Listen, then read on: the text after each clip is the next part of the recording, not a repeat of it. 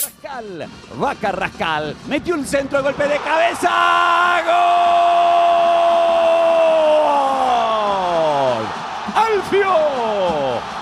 ¡Gol!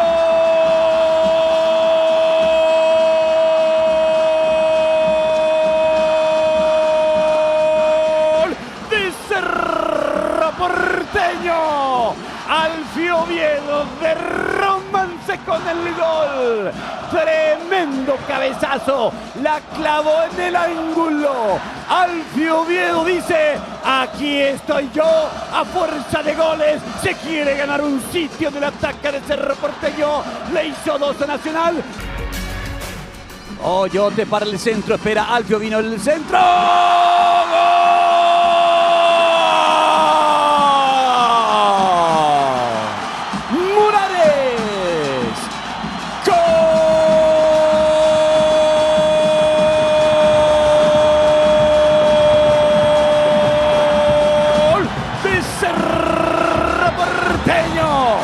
La Pantera, Robert Morales, letal carga, Aquino y el pase, el centro del Coyote Rodríguez y el cabezazo esta vez es de la Pantera, es de Robert Morales, letal, contundente comienzo del segundo tiempo para el Ciclón. El llamado Marcelo Moreno Martins, camiseta número 9 para el delantero boliviano, 34 años, goleador de estas presentes eliminatorias.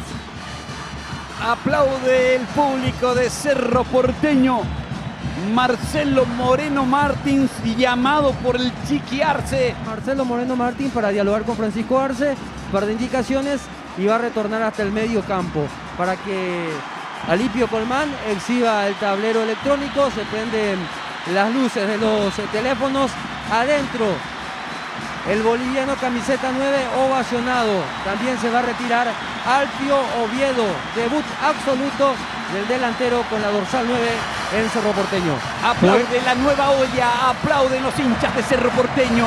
Marcelo Moreno Martins, el flecheiro, la gran apuesta de Cerro para el 2022.